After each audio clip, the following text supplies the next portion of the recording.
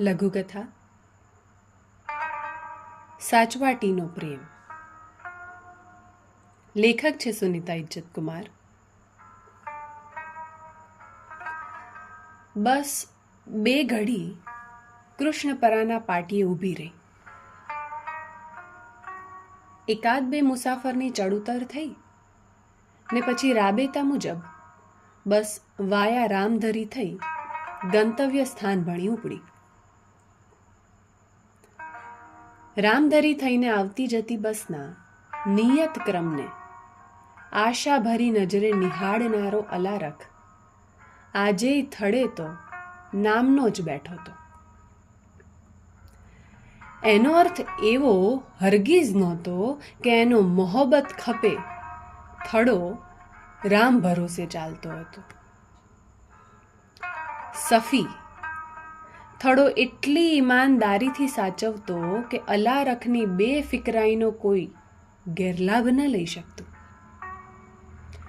કૃષ્ણપરાના પાટીએ જેટલા બચરવાડ મુસાફરો આવતા એ છોરાવ થડે પૂછ્યા વિના બરણી ખોલી બિસ્કુટ ને પીપરમેન્ટ લઈ શકતા. અલારખનો બાળ પ્રેમ સફી જાણતો, તેથી કદી કોઈને વારતો નહીં. બધા એવું જ માનતા કે સફી અલારખનું ફરજંદ છે. અલારખે પોતાની ભર જુવાનીના દિવસોમાં જેને મંદિરના પગથિયેથી ઊંચકીને પોતાનો ખોળો દીધો હતો એ જ આ ફાંકડો યુવાન સફી. અલારખ તો સૌને ચાહવા ને સૌના કાજે થતું કરી છૂટવાને જ ખુદાની બંદગી સમજતો. કૃષ્ણપરામાં હર કોઈ અલારખને જોઈ પ્રસન્ન થતું, પણ કોણ જાણે કેમ સફીના ચહેરે દર્દ ઉભરાતું. રામધરી જતી ને આવતી બસના સમયે પાદરના વડલા તળે કૃષ્ણપરાના વડલા સમો અલારખ અચૂક બેઠો ભળાય. આજે પણ બસ એના નિયત સમયે આવી. આધેડ વયની એક બાનું 3-4 બાળકો સાથે કૃષ્ણપરાના પાટીએ ઉતરી અલારખના થડેથી નીતરતું હેત બાળકોને ત્યાં લઈ આવતું. આ બાળકો પણ હળી કાઢીને થડે પહોંચ્યા. સફી માટે આ બાળકો અજાણ્યા હતા, છતાં એણે બાળકોના ગજવા ભાગથી ભરી દીધા.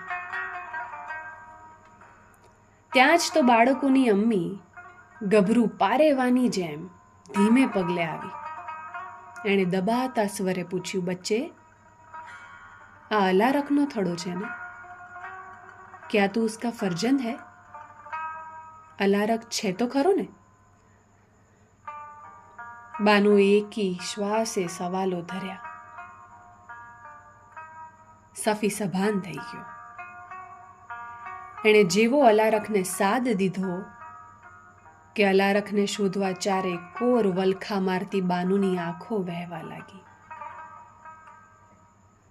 અલારખ આવ્યો ત્યારે મસ્તીએ ચડેલા બાળકોને બાનુ ધકતી હતી. બાનુ અને સફી બેઉ અલારખને જ્યારે ફાટી આંખે જોઈ રહ્યા હતા ત્યારે બાનુને સંબોધતો અલારખ માત્ર આટલું બોલ્યો, માઈ,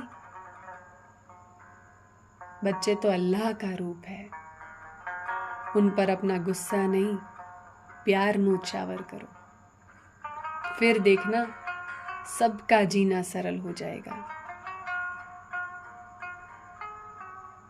બાનુના ગયા કેડે સફીની આંખે ડોકાતા સવાલોને ઠારવા એના માથે હાથ પસવારતો અલારખ આટલું તો માંડ બોલી શક્યો,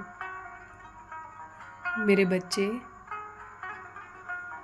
प्रेम से अधिक तीव्र होती है जिंदगी की लाचारियां. भग्न प्रेम ने लीलो छम राखनारा अलारखना मोहब्बत खपे थड़े હવે તો સફી પણ આ કડીઓ ગણગણતો જોવા મળે છે. होके मजबूर मुझे उसने बुलाया होगा।